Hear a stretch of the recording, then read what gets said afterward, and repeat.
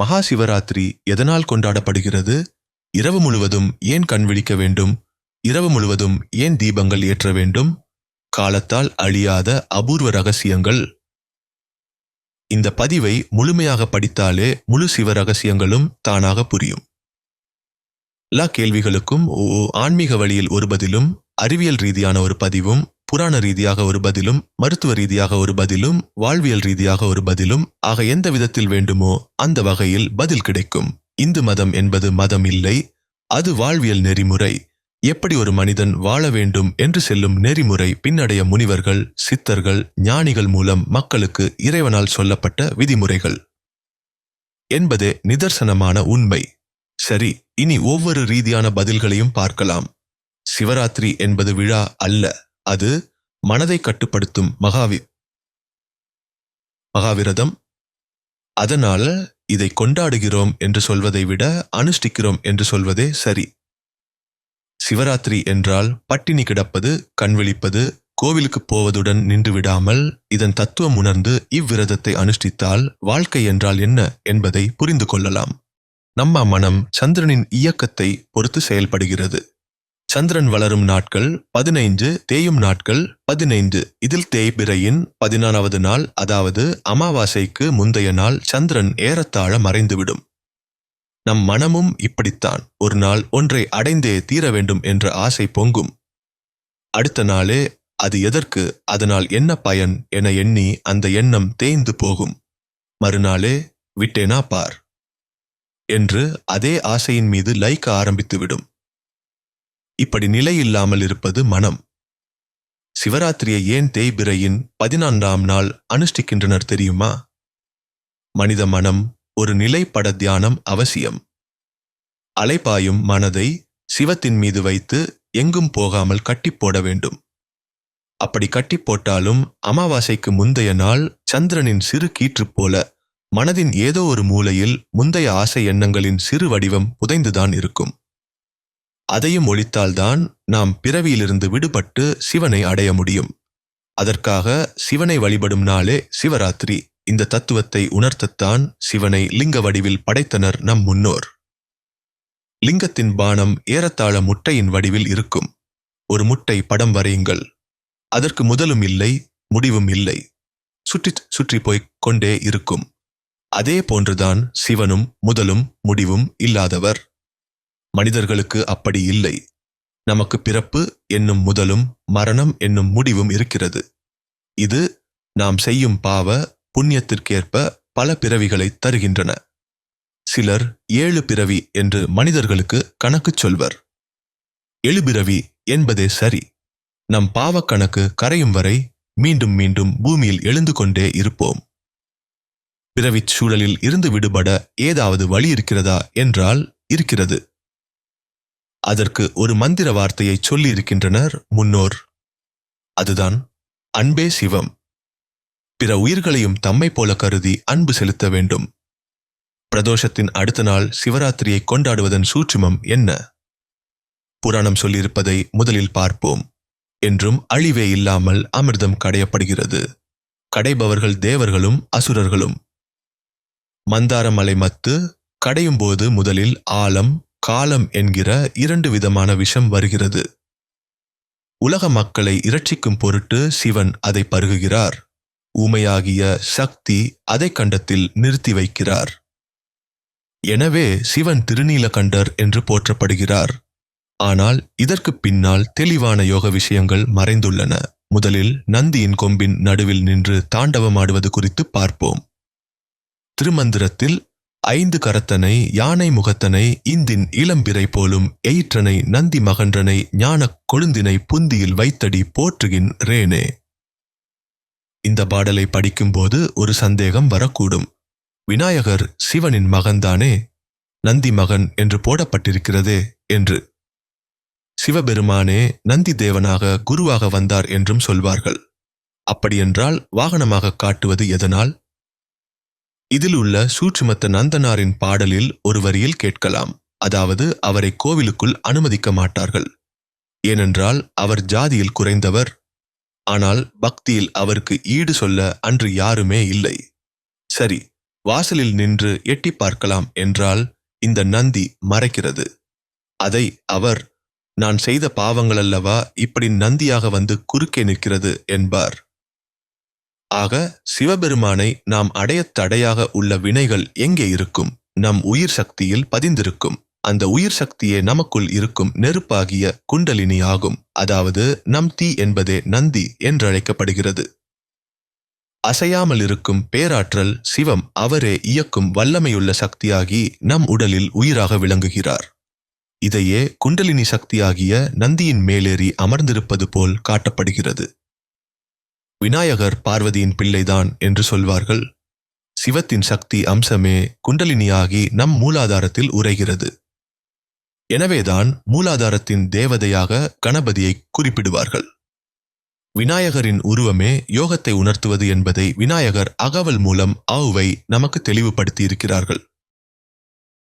குண்டலினியானவளை உச்சிக்கு ஏற்றி சிவத்தோடு கலக்கும்போது அமிர்தம் உண்ணலாம்.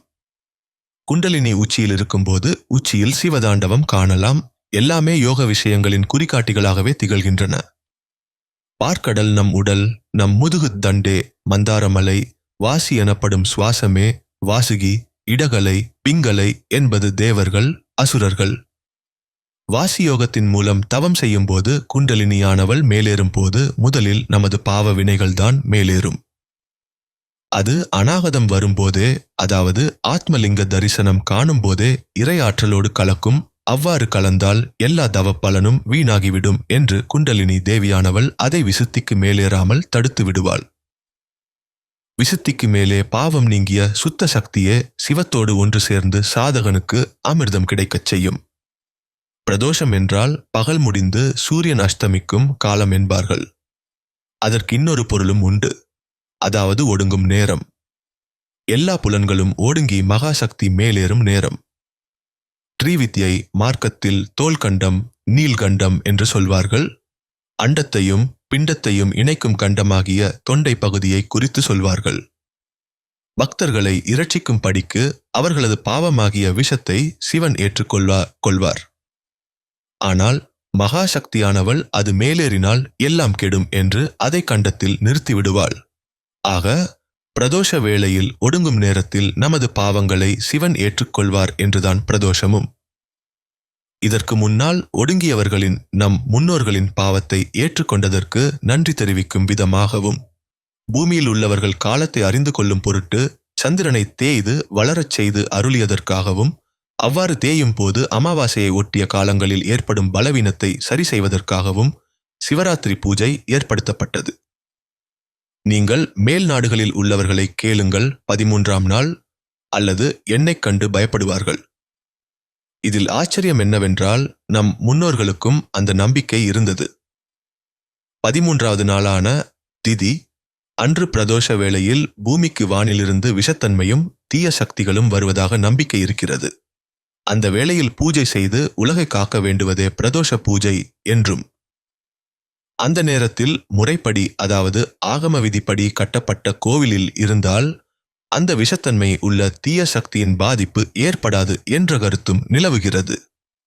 எது எப்படியோ எல்லா பாதைகளும், வழிபாடுகளோ யோகமோ எதுவாயினும் பலன் இறைவனை அடைவதே. என்ன சற்று முன் பின்னாக அமையும். சிவ இராத்திரி எதனால் என்று புராண கதைகள் கேட்டிருக்கிறோம்.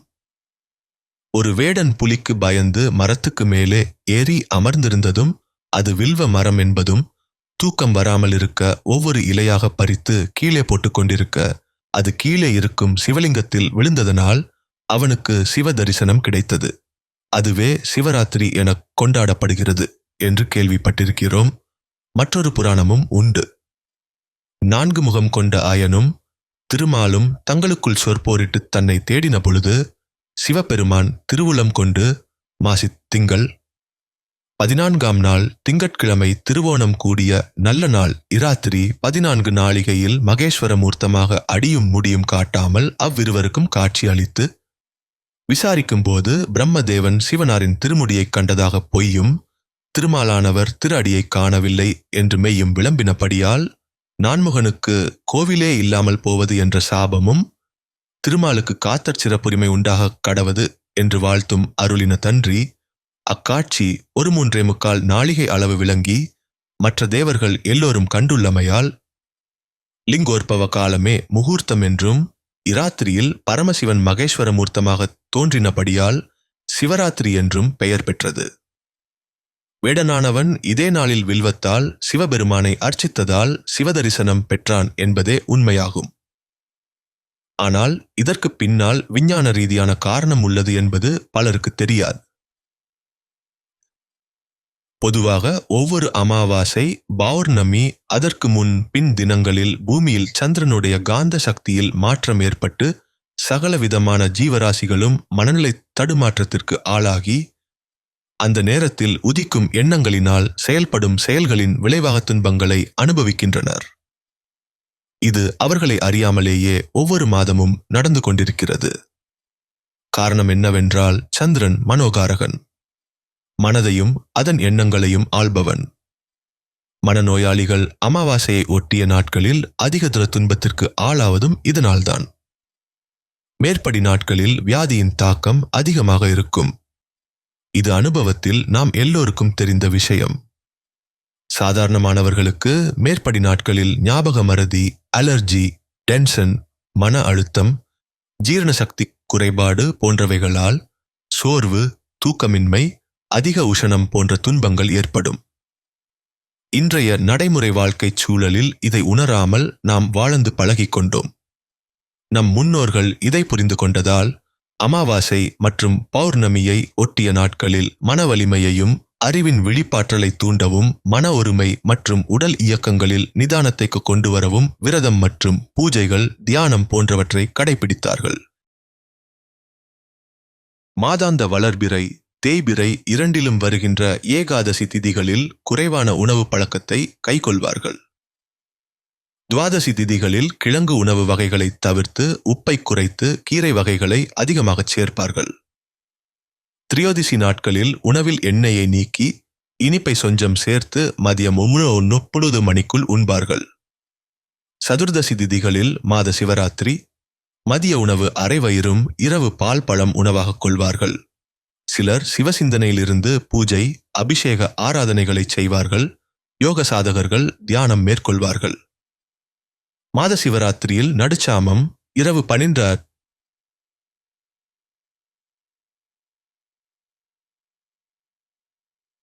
விழித்திருந்து ஈசனை நினைத்து பூஜைகளோ தியானமோ மேற்கொள்வார்கள். அதற்கு பிறகு ஓய்வு எடுப்பார்கள். இவ்வாறாக சிவராத்திரி பூஜையினை மாமாங்க வழிமுறையாக செய்து வந்து 12வது மாதம் வருகிற மகா சிவராத்திரி சூரியன் சந்திரனின் வீட்டுக்கு 8வது வீட்டில் சஞ்சரிக்கும் காலம். அன்று இரவு முழுவதும் கண்விழித்து ஈசனை மனதில் நிறுத்தி சிவ பூஜையினை செய்து மாமாங்க பூஜையினை நிறைவு செய்வார்கள். அதாவது சரியை வழியில் உள்ளவர்கள் பூஜைகள், விரதங்கள், கிரியை வழியில் உள்ளவர்கள் இரவில் தூங்கிவிடும் அறிவை தூங்காமல் விழிப்பு நிலையில் இருக்கச் செய்வது தியானம். இதை கடைபிடிப்பதால் உடல் நலமும் மனவளமும் காக்கப்படும். சைவ சமய ஆகமங்களில் சிவராத்திரி ஆகம வழிமுறைகள், கால வரையறை, பூஜை முறை என்று விரிவான விளக்கங்கள் கூறப்பட்டுள்ளன. பக்தியும் பூஜைகளும் விரதங்களும் தியான யோகங்களும் எல்லாமே ஈசனை அடைவதற்குத்தான். அதற்கு உடல் நலமும் மனவளமும் அவசியம் என்பதை கருத்தில் கொண்டே இத்தகைய நுட்பமான விரத முறைகள் நம் முன்னோர்களால் தரப்பட்டிருக்கிறது. அதை அவர்கள் இந்த பிரபஞ்ச சக்தியின் இயக்கத்தை ஒட்டியே வடிவமைத்து தந்திருக்கிறார்கள் என்பதை யோசித்து பார்க்கும்போது அவர்களின் விஞ்ஞான அறிவு குறித்து ஆச்சரியம் தோன்றுகிறது. மேலும் மெய்ஞானத்தின் ஒரு சிறு பகுதியே விஞ்ஞானம் என்பதுவும் புலனாகிறது. அதற்காக நம்மை தயார்படுத்திக் கொள்ளும் நாளே சிவராத்திரி. இந்த விரதத்தை பொருளுணர்ந்து அனுஷ்டித்தால் சிவனருளால் அனைத்து வரங்களும் கிடைக்கும். மகா சிவராத்திரியில் இதையெல்லாம் செய்யாதீர்கள். மகா சிவராத்திரி அன்றுக்கு இறைவனுக்கு 4 ஜாம பூஜைகள் செய்யப்படும். ஒவ்வொரு ஜாமத்தின் போதும் அபிஷேக ஆராதனைகள் செய்யப்படுவது வழக்கம். மகா சிவராத்திரி அன்றுக்கு நாம் செய்யக்கூடாத சில நடைமுறை பழக்கத்தை பற்றி தெரிந்து கொள்ளுங்கள். நான் கடந்த வருடம் சிவராத்திரி அன்று சிவனை தரிசிக்க கோவில் சென்ற பொழுது ஒரு புறம் உணவு வழங்கப்பட்டு கொண்டிருந்தது. மக்கள் உணவுகளை உண்டுவிட்டு கோவிலில் இலைகளை சிதறி கோவிலை அசுத்தப்படுத்தி கொண்டிருந்தார்கள். மகா சிவராத்திரி அன்று செய்யக்கூடாத மிக முக்கியமான தவறு பக்தர்களுக்கு உணவு அளிப்பது. அடியார்கள், சிவாச்சாரியார்கள், கோவிலில் உள்ள குருக்கள் ஏன் இதை கவனித்து தானம் செய்பவர்களிடம் சொல்ல தவறுகிறார்கள் என்று புரியவில்லை. உண்மையில் சிவராத்திரி நமக்கு அருளப்பட்டதன் காரணத்தை நாம் புரிந்து கொள்ள வேண்டும். மனிதர்களுக்கு மிக முக்கியமானது 2 விஷயம்: உணவு, நல்ல தூக்கம். இந்த இரண்டையும் விலக்கி சிவனுக்காக நாம் விரதமிருப்பது தான் இந்த நாளின் நோக்கமாகும். உணவையும் உறக்கத்தையும் விலக்கினால் புலன்கள் தானாகவே அடங்கும். அப்போது இறையுணர்வு பெற முடியும், நினைத்த காரியம் சித்தியாகும்.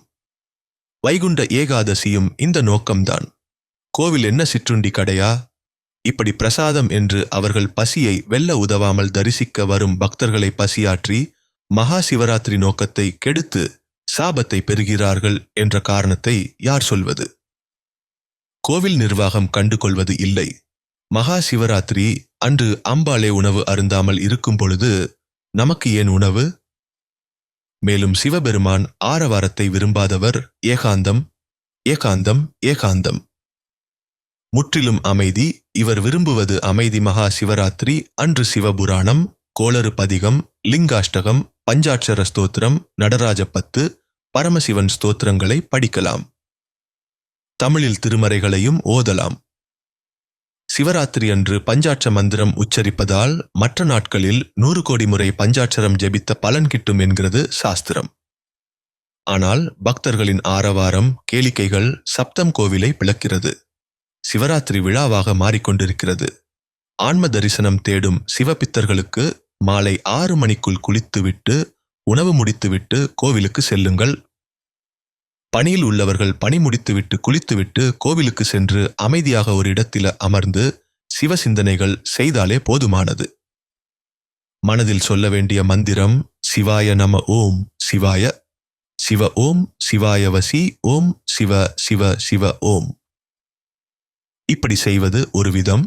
மற்றது 9 லிங்க தரிசனம் ஒரே இரவில் தரிசிப்பது இன்னொரு விதம். சிவபெருமான் ஆழகால விஷத்தை உட்கொண்டதால் அவருடைய உடல் மிகவும் வெப்பமாக மாறிவிடுவதாக ஐதீகம். அந்த வெப்பத்தை தணிப்பதற்காகவே அவருக்கு பல்வேறு வகையான பொருட்களை கொண்டு அபிஷேகம் செய்கிறோம். தேன், பால், தயிர், நெய் ஆகியவற்றால் அபிஷேகம் செய்வது எண்ணற்ற பலன்களை கொடுக்கக்கூடியது. முடிந்தால் இவைகளை கோவிலுக்கு உபயமாக தரலாம். இப்படி சரியாக எதுவும் செய்யாமல் இரவு முழுவதும் தொலைக்காட்சி பார்த்து கண்விழிப்பது, நண்பர்களுடன் பொழுதுபோக்கிற்காக கோவிலை சுற்றி வருவது, கோவிலில் உணவு கொடுத்து புண்ணியம் சேர்கிறேன் என்று செய்வது பலன் இல்லை. சிவராத்திரி என்ற பெயர் வர காரணம் அம்பாள்தான். பிரளய காலத்தின் போது பிரம்மனும் அவரால் சிருஷ்டிக்கப்பட்ட அனைத்து ஜீவராசிகளும் அழிந்துவிட்ட நிலையில் இரவு பொழுதில் அம்பிகை உமாதேவி பரமேஸ்வரனை நினைத்து பூஜை செய்தாள். 4 ஜாமங்களிலும் இரவு முழுவதும் ஆகம விதிப்படி அர்ச்சனை செய்தாள். பூஜையின் முடிவில் அம்பிகை ஈஸ்வரனை வணங்கி, அடியேன் தங்களை பூசித்த இந்த இரவை தேவர்களும் மனிதர்களும் தங்கள் திருநாமத்தாலேயே, அதாவது சிவராத்திரி என்றே கொண்டாட வேண்டும் என்று வேண்டினாள். சிவராத்திரி அன்று சூரியன் மறைந்தது முதல் மறுநாள் காலை சூரியன் உதயமாகும் வரை தங்களை சிவனை பூஜை செய்பவர்கள் யாராக இருந்தாலும் அவர்களுக்கு எல்லாவிதமான பாக்கியங்களையும் தந்து முடிவில் மோட்சத்தையும் அளிக்க வேண்டும். அருள் புரியுங்கள் என்று அன்னையானவள் வேண்டிக் கொண்டாள். சிவபெருமானும் அப்படியே ஆகட்டும் என்று கூறி அருள் புரிந்தார். அந்த இரவே சிவராத்திரி என வழங்கப்பட்டு அனைவராலும் கொண்டாடப்படுகிறது. பகல் பொழுது பரமேஸ்வரனுக்கும் இரவு பொழுது அம்பிகையான உமாதேவிக்கும் உரியது என்பது நியமம். ஆனால் சிவராத்திரி என்பது அம்பாளின் வேண்டுதலின்படி கொண்டாடப்படுவதால் அது சிவனுக்கு உரியதாயிற்று. முடிந்தால் முறையாக வழிபாடு செய்யுங்கள். தவறுகளும் மாறுதலும் செய்ய வேண்டாம். திருச்சிற்றம்பலம்.